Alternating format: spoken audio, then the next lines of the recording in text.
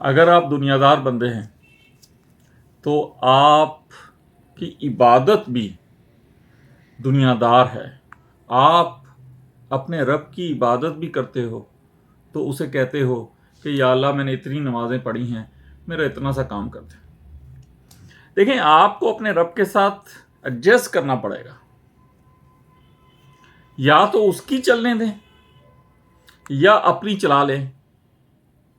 ایسا نہیں ہو سکتا کہ آپ دعویٰ تو یہ کرتے رہیں کہ مالک تیری مرضی اور کرتے اپنی رہیں. ایسا نہیں ہو سکتا.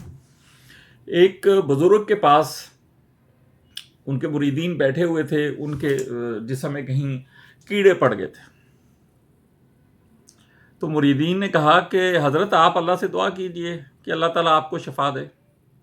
تو بزرگ نے جواب دیا کہ میں کوئی ایسی دعا نہیں کرنا چاہتا.